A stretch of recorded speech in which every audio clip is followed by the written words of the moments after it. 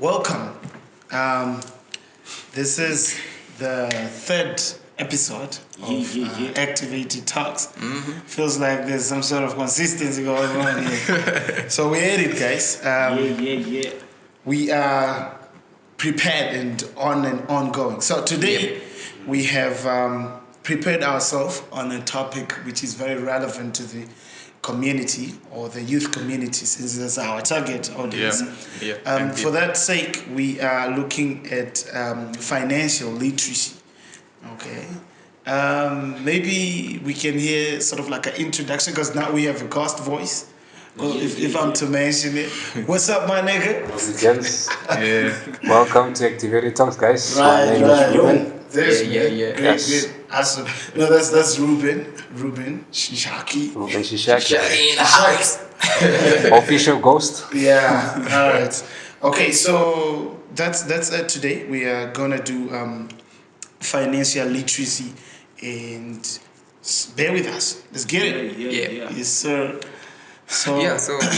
I think financial literacy is a very relevant topic, and it's very crucial if we are having such discourses, in our communities, especially amongst young people who are the future of this country, and it's very important. And I'm excited for what you guys are going to learn or hear from us today. We should really get to know how to use money in general. Like when you get a certain amount of money, how much are you willing to spend and how much are you willing to save? So that's it. We are going to talk about that. So first of all, we're just going to touch on the NSFAF, non-tuition fees. Namibian Student Financial Assistance Fund institution. So how should a student who's a first year should use, a student who's a first year and that person is also an NSFAF loan holder, how should that person use the funds? Refund. We usually get 17,000. That's crazy, because honestly speaking, financial funds are really tricky. And at some point, you find yourself, you are in the third year of your studies and you've been getting this institutional money, and you haven't done anything with it. Literally nothing. You haven't bought anything valuable at all. So all of that just comes down to financial literacy, honestly. You need to understand that what matters is you investing, it's you saving, and then it's you using your money. You just have to sort of like have a plan on how you're supposed to go around that. That can only be achieved if you have a budget. Some people sort of try to look at a budget like a diet. You understand? I think young people are under too much peer pressure. They want what other young people have, especially clothing, shoes. So iPhones, baby. So the moment they get the idea of getting a whole 17,000 is refund from NSFAF, they are thinking about what they are going to buy, what objects they are going to buy, and I guess that really it leads to ignorant spending, Because these are stuff that you wear the shoe, you buy the shoe this year, next year the shoe it's out of order, and the money is gone. And mind you, these are students who haven't owned all 17,000 in their lives, so it's just there in their accounts for the first time. They don't know what you're gonna use it for. I think that's a whole panic mode, that's 20,000. So honestly, I have an issue with just seeing a lot of money. And even if you have, I've been having that issue because when a lot of money lands into your account, as much as you have an unwritten budget, your budget is not written. You've just thought to yourself, okay, when the money lands, I'm going to do ABCA business. And you haven't written it down. That's a trap. That's a trap. When it snaps, it's done. It even gets down to an extent that if somebody pisses off you, it pisses you off. Let me say, like a family member sort of like pisses you off to a certain degree. You are gone to somewhere else because you have money. You are loaded. You travel. You don't even care where you're going. You just take a trip. Like fuck this. And first of all, the main aim of this money is supposed to help students, especially with their academics. So it's supposed to cover transport, food at some extent. What is it? stuff they need to use for learning. Yeah. Exactly. Like problem also sometimes is that they get this money during December time. Yeah. And also It's January when it's dry as well. Wrong timing. Yeah, so guys, So that's also is a problem. yeah, so when you get your money, guys, just budget. Stick to the priority. Like first priority, I should buy this and this and that. Academic wise, just buy all your textbooks, stationaries, laptops, and all that. Once you're done with that, the change is when you use it for the things you want. I have heard on 3 occasions students talking about how they received their 17,000 and the first thing that was on their mind was like, I'm gonna drink this money up. Exactly. And they're telling stories of how they drank their whole money up, Yeah, I think it's and it's not a big thing to them when they're talking about it. It isn't a big thing. Like you said first, it's peer pressure. Honestly, it's very important to understand the cycle that you hang around in. You understand? So as much as the people you have around you, you want to keep them for life and all that. But ask yourself a question: are you learning something? Are you growing? Sort of financially speaking, how are you able to cope with your money? How are you able to cope with your financial resources? You understand? So it's very important for you to stick around people that can give you advice when they see that there's something wrong with your way of spending your money. You understand? So it's the same applies to somebody that's like getting a certain amount from like a payment. You understand? Let's say you get paid $2,000. You can't go on and spend that entire $2,000.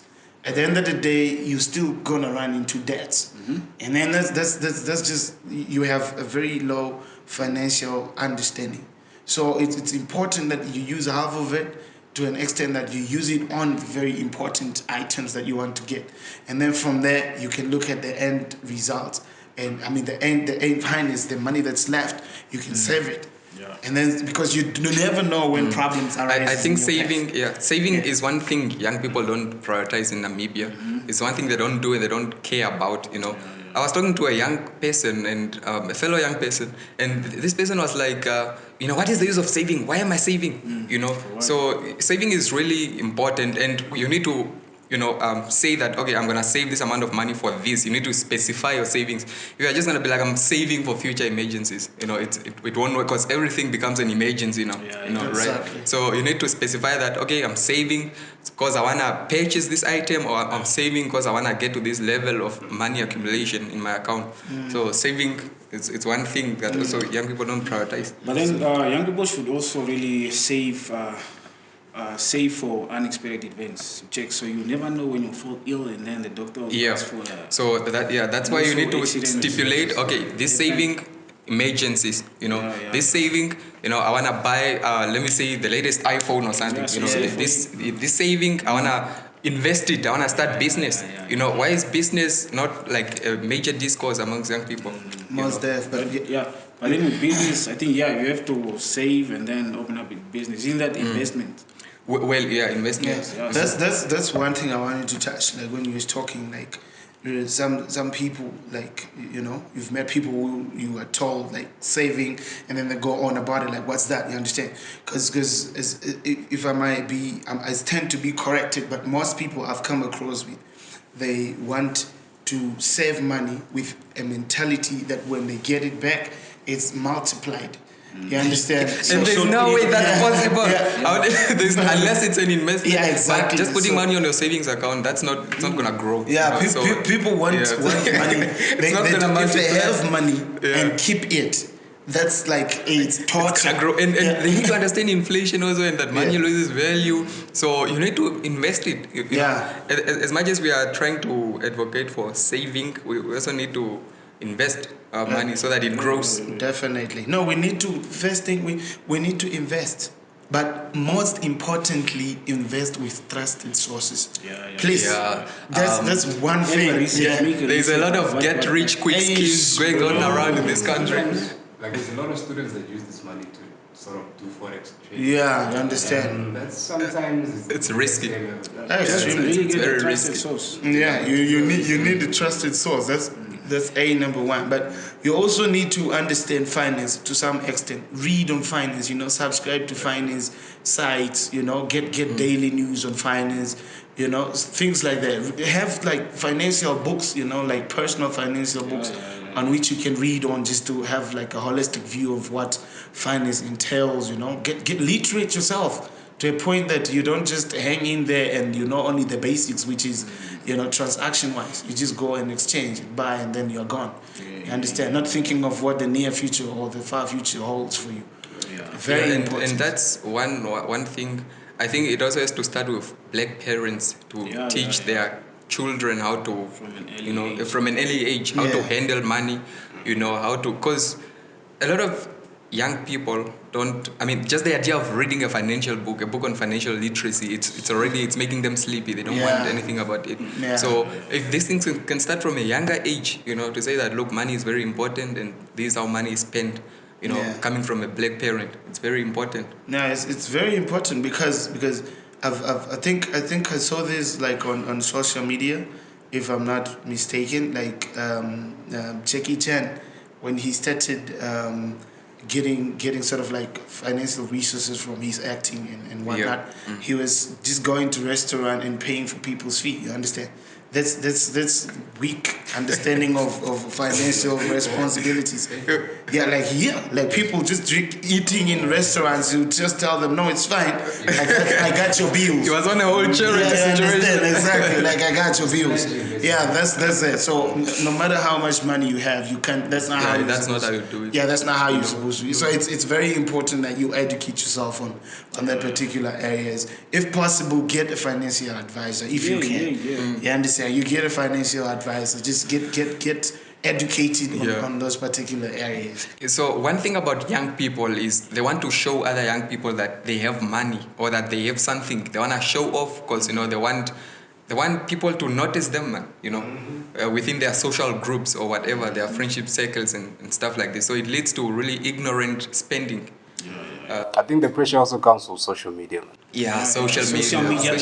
Social media is a big influence on young people. It is a huge But then the thing influence. with social media is people are just posting what they're going through. The good things they're going through in life, like the good things that they're going through in life. So they don't really post about what's going on, the bad things that happen in their lives, what. So you're going through somebody's page and then you be it's living nice. I saw a meme on that, what you just mentioned. It's a meme. It's like, what life is really like on social media. And then there's like an apple facing a mirror. And on the back part of the apple is beaten, but the front part is fine. And that's what they show. That's how they portray on social media. Big time. So social media, you can't get influence from them. You can't. It's very important to stipulate these things so that you just know your approach. Honestly, you can't go on social media and start to feel left out because of something that you saw. Because other people are living a certain lifestyle. So that's them. But is that who they are behind curtains? Do you know who they are, where they come from? Not really who they are. That's like a part of who they are. A little fragment of 20 to 30%. who they are. Yeah, so not having a high financial literature or not having an idea of what financial literature is leads to moments whereby you get 17,000 on Friday and then Sunday you are like, what really happened? Where did that money go to? Where's my money? So, that thing leads to such moments. Yeah, nice. I have a story, man. There's a friend of mine that managed to save 20K, but he didn't really even spend the money. The money just went to his parents because there was a family emergency. So imagine saving 20K, but you don't even get to enjoy it. How long did it take him to save the money? How long did it take him to save 2 years, bro. 20 years? 2 years. 2 years. Yeah, 17. And that's the exciting part about African families. Us as black families, we are obligated to help one another, to help our families. No matter where we stand. In an African family, you don't have to be rich. As long as you get something, you are expected to give back. To your other family members. Crazy. Weddings. You need to do something. Contribute. But you shouldn't also slip away from how you are supposed to spend your money. Your income, your allowance. You really need to be very careful on how you spend it as an individual. That's why in scenarios where the money that you get, like pension money.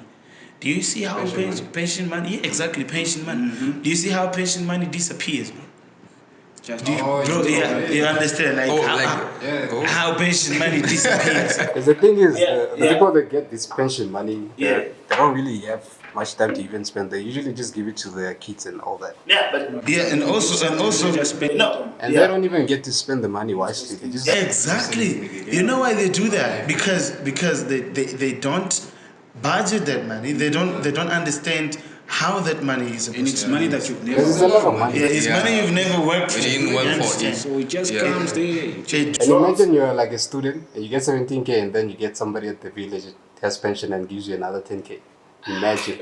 Now you're balling. Honestly, you are balling. But honestly, just that you look at people and then you get that whole amount is pension money. If you are somebody who is financially literate, you are able to maintain that. That will you will be able to maintain you double it. you can even be able to double it and never fall off. But I've seen people, man.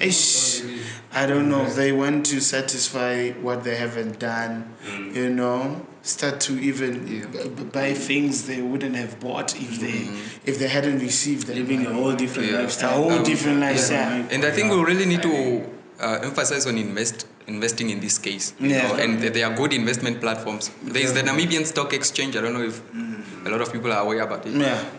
This is a platform where you can really go and invest your money. There's companies that are listed, and you can invest your money into these companies and get your shares at the end. And your money is gaining value. Your money is multiplying.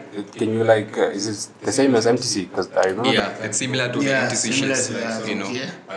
Yeah. So you are guaranteed to get money after a certain period of time. Such smart investments. Yeah, such investments. We are even talking about trusted sources. Yeah, trusted sources. And just unless you don't live in Namibia or something. But it comes back to research. Like you should know your market, man. Yeah. You should really know your market, but do a whole research. Know how things are going in that specific industry and all that. Yeah. So since you spoke about somebody taking care of relatives and what, isn't that black tax? Yeah, well, that's where black tax comes into the family. Yeah, right? just elaborate more on tax. Yeah, well, black tax, children, they are brought up by and it's inherent in black families, right? They are brought up by their parents, and when they attain a certain age, or when they are maybe in college or university level, they're expected to start giving back to their parents, right? And imagine, I don't know, but I don't know how to explain it, but it's a very good part, about being African. Is that as Africans, your parents are not like they're obliged to take care of you, but you need to give back, in return. When you're at a certain age where you are mature enough, you need to give back to your parents, take care of your parents, and stuff like that. Most definitely, like black tax can be looked at as a like a norm within the African culture. Yeah. You understand? Which is you are obligated to sort of like subconsciously pay back on what the parents subconsciously as well. Yeah, subconsciously what the parents had to do for you to be where you are. You understand? For you to start earning that particular amount, for you to sort of pay back, but also just outside your own, your own expenditure lifestyle. Yeah, you understand? Capabilities and all that. But it still symbolizes the fact of you needing to understand how to sort of put your budget together. It's not that bad of a thing, because as much as you want to have your own sort of space or sort of way of operation without you having too much obligations from where you are coming from. Yeah. In Africa, it's sort of like a thing that follows you wherever you go. It's at the back of your head, you know. There's some times. It dates back to a period in Africa whereby, Africans in African cultures, when you have a lot of children, you are considered wealthy. It's a symbol of wealth. Because when these children are of age and when they're mature enough and you are old, they're going to take care of you. Especially if it's ladies. They're going to take care of you. And apart from taking care of you, they're going to work in the field. They're going to take care of other household, duties as well. This was when Africa was more communal, when the whole concept of cities and towns didn't come in the picture. You know, and I guess now that we are in a capitalist system, you know, the black tax is now introduced to say that, okay, now we are not communal anymore, we don't have farms on which we are working, or when I'm old, I don't really need a kid taking care of me because, you know, we have old patient homes, old, retirement homes, you know, right? Old age houses, old age houses. So now it's in the idea, it's in the image of money, you know, that young people have to give back to their parents in tribute of what they've done for them. And you get some young black child, a young black child who doesn't really want to pay back. You know, like you'll be like, no, I never asked you to pay and all that. It's your responsibilities as a parent to raise me and all that. Yeah. So, what do you think a black child should act towards this concept? Is it compulsory? For me personally, like my mom is the only one that sort of financially like. How can I say? She's the main one. She's the main lady that has been like sort of helping me financially. So now, if an uncle comes later or any other person or auntie, I'm not going to. No. And we have some people who they are not raised by their biological parents. They are raised by, let me say, an aunt or an uncle. And so they should. Pay back, you know, to some extent. They should pay back. And it's not like it's an obligation, you know, it's just something that it just makes logical sense, you know, to pay back, to say that thank you for taking care of me. I'm where I am because of you. But then in some cases you get to find people whereby they have a family member who's not doing well, and that family member has too many kids. So you, as somebody who's working, you have to take. You just have to take the responsibilities to take of that family member, even though that parents and that's what is never really supported you financially. That is what is exciting about African families. You know, is that, you know, the collectiveness, unity. You know, we want to take care of one another. The whole concept of an extended family, you know, in Africa, you know, it's very sweet.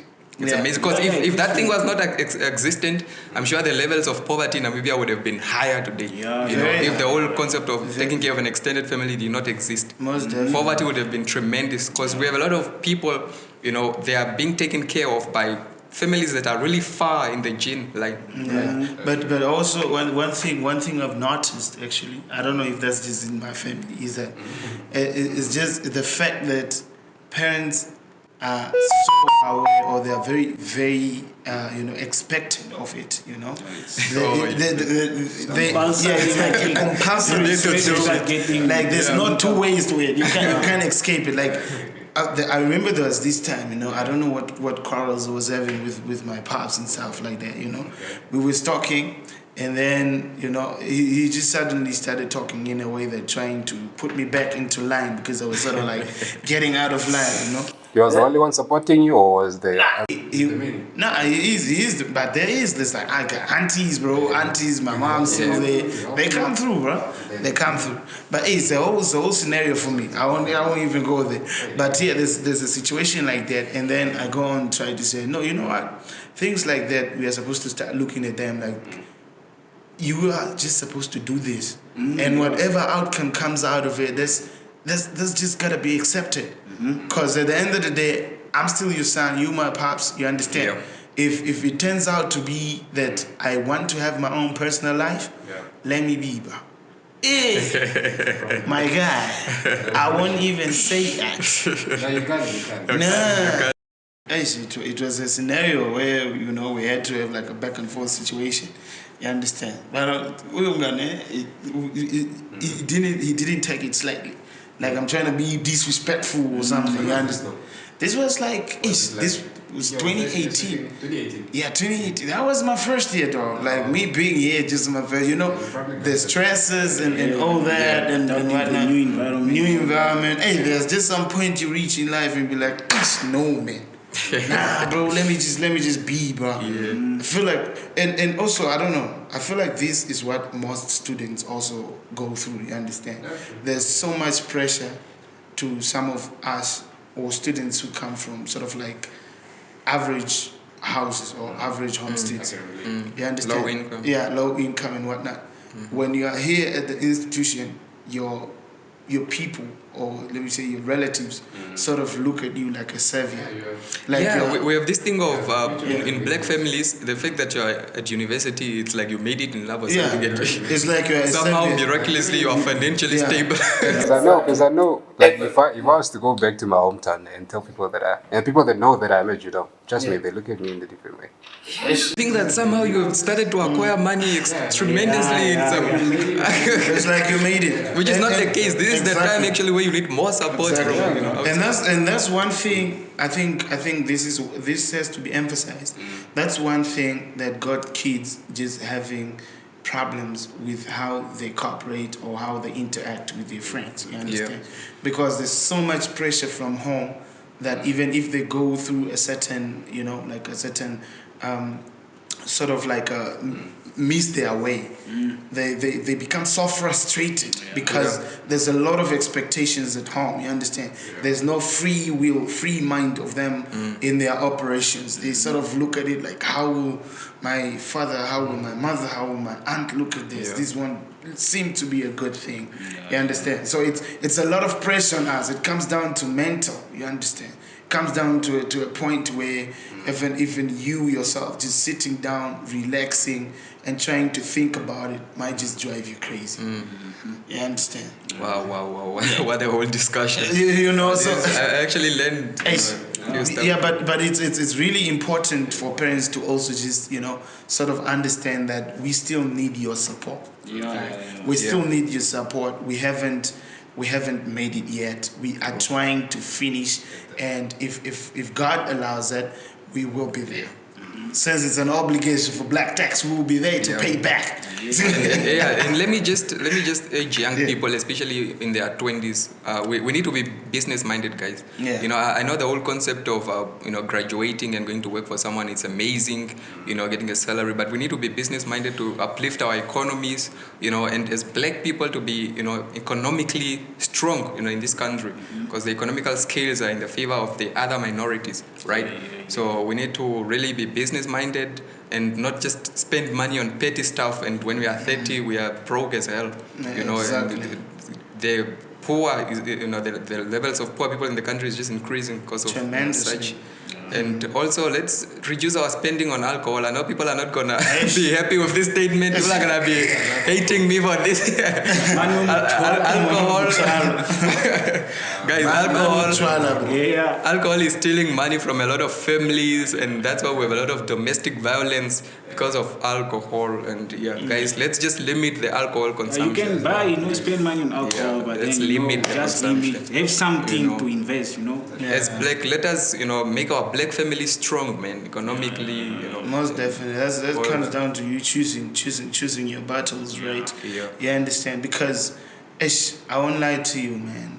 Relatives and family, especially to some of us that are just good with all, your aunt, your uncles, your mom, your father, then you have your siblings and everybody, and they're all just looking up to you to finish. And then your uncles have your cousins, they have other people as well, of whom are also looking at you. That's if you come from a family that's just, average type of family. It becomes problematic because at the end of the day, you need to understand that you can't save everyone. You can't save everyone. That will both drag you down. Just choose a section you want to support. If it's education, support that. Health sector, support that. Exactly. Just that. Don't be in every section. Every section, you can't. So people will be depending on you like 100%. 100%. When that person is sick, we have a problem in black families where the breadwinners, it's usually just one person or two or just few people, who are bringing something to the table and anchoring the whole family.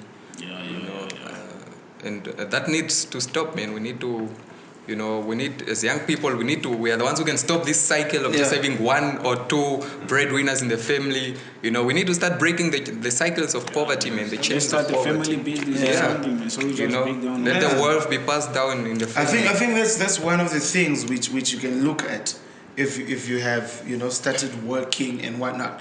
It's very important that you just get into business, man. Otherwise your income, your salary won't be able to cater for all your problems. And just at the same time, you are obligated to pay your tax. Black And tax. as young people, we have a lot of graduates, and they go into the workplace and they get trapped in a debt cycle, in a sense that they start taking loans from cash loans, and they are working just to repay back this loan, and it's a debt cycle, and it's terrible. These people are ever broke. Imagine it's end of the month, and I ask you assistance, for example, a favor, and you're telling me you are broke at the end of the month. I'm not saying I do it, but I'm just saying it's it's how it is. Let us refrain from taking cash loans too much, when it's not necessary. As young people, peer pressure, please. That's the one. Just stay away from that. Yeah. You know what? According to Robert Kiyosaki, the American businessman, great financial. He says there, please choose your debt wisely. Choose your debt wisely. Be careful on how you take debt. If it's good debt, make sure it's small. If it's big, make sure somebody else is paying for it. Whereby it means if you take debt, big debt, build flats and all that thing, and then let your tenants pay up the debt. Real estate.